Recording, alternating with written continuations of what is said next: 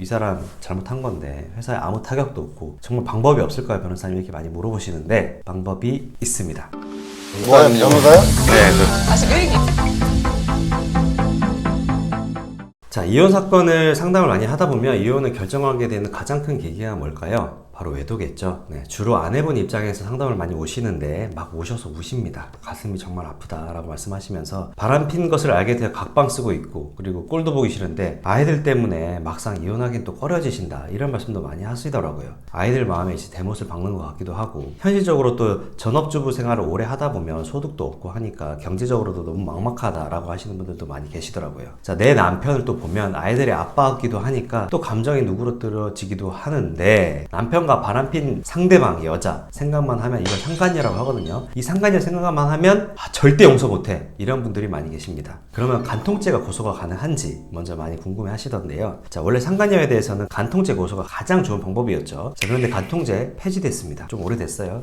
자, 그러면 방법이 없냐? 민사소송이 가능합니다. 이걸 바로 상간녀 소송이라고 하는데요. 그러면 상간녀 소송을 하려면 꼭 이혼 소송을 해야 될까요? 라고도 많이 물어보시거든요. 자, 꼭 이혼 소송을 하지 않고도 상간녀에 대해서만 소송이 가능합니다. 상간녀가 내 남편과 바람을 피면서 우리 가정을 파탄냈기 때문에 그것에 대한 정신적 손해배상 청구를 하는 거예요. 이거는 가사소송이 아니고요, 일반 민사소송에 해당합니다. 자, 그럼 또 제일 중요한 게 바로 요거 원이겠죠. 얼마 받을 수 있나요? 궁금하시는데 얼마 정도 받을 수 있을까요? 한 5천만 원 정도 많이 생각하고 오시는 것 같아요. 상담 오시는 분들 보면요. 자, 그런데 실제 액수를 들으시면 되게 실망을 많이 하십니다. 자, 왜냐, 서울 같은 경우에는 1,500에서 2천만 원 정도고요. 지방은 1,000에서 1,500만 원. 생각보다 그렇게 막 많지는 않죠. 정말 많이 받는 경우는 3천만 원까지 받는 경우 보긴 했지만 실물상 그렇게 많은 경우는 아닙니다. 이렇게 금액이 적은 이유가 뭘까요? 바람을 핀 상대자인 남편과 이 상간녀를 합산해서 위자료를 결정하기 때문이에요. 보통은 남편과 상간녀를 합쳐서 총 3천만 원의 위자료를 책정을 하는데, 그 중에 이제 상간녀에 대한 소송을 제기를 하면은 한 1,500에서 2천 정도, 서울의 경우에는 그렇게 나오는 거겠죠. 또 대부분의 의뢰인들께서 이 액수를 들으시면 아니, 너무 적은 게 아니냐, 내가 원했던 거는 변호사 비용 뭐 몇백만 원 써가면서 그 돈 받으려고 하는 거 아니냐, 물론 돈이 문제는 아니겠지만 그런 분들이 많이 계세요. 자, 그래서 제일 하시는 게 뭐냐면 상간녀의 회사에다가 이 바람핀 사실을 알리는 겁니다. 그래서 회사 게시판에 올리는 건 어떨까요, 변호사님? 그리고 회사 앞에 가서 정말 1인시 하고 싶어요, 전단지 나눠주고 싶어요, 이렇게 말씀을 많이 하시더라고요. 그런데 여러분 이거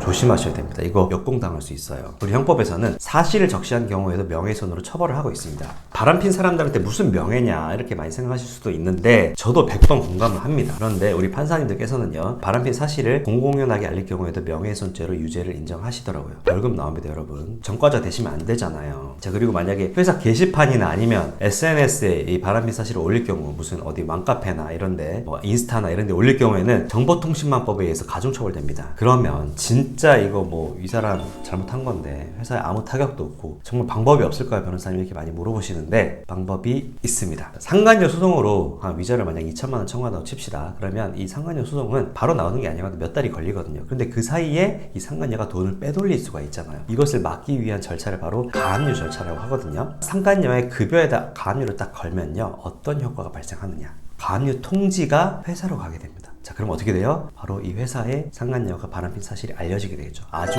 합법적으로요. 자, 월급도 가압류되고 급여는 반토막 나고 회사에 사실이 다 알려주고, 네, 이 부분에 대해서 상당히 연예인들께서 통쾌해 하시더라고요. 자, 그런데 이 상간녀 급여 통장에 가압류를 할 때 주의할 점이 있는데요. 왜냐면 안타깝게도 이 급여 가압류는 무조건 되는 건 아닙니다. 자, 월급에 대한 가압류는 상대방에 대한 타격이 가장 크죠. 너무나 그냥 뭐 매달 받는 돈이 반토막으로 줄어드는데, 그렇기 때문에 가장 마지막에 인정해줘요. 이 말은 뭐냐? 부동산이 있거나 상간녀에게 또는 뭐 임대 보증금이 있거나 이런 경우에는 부동산이나 보증금에 걸어야 되지 이 월급에는 잘 안 받아줍니다. 자, 그리고 급여 가압류를 걸 때도 액수를 2천만 원을 넘기시면 안 되고요. 너무 고액이면 또 법원에서 안 받아주거든요. 자, 또 현금 가압류를 걸 때는 현금 가압류 거는 금액의 20%를 현금 공탁을 해야 됩니다. 이게 무슨 말이냐? 2천만 원 가압류를 건다고 하면은 2천만 원의 20%는 400만 원이죠. 400만 원 내 돈을 법원에다 맡겨놔야지 가압류 결정이 나옵니다. 그 결정이 나오고 나서 나중에 뭐 하고 나서 그 공탁한 금액은 받을 수 있긴 하지만 일단은 신청을 할 때 400만 원이 들어간다는 거예요. 자, 영상이 만약에 도움이 되셨다면 구독과 좋아요 부탁드립니다.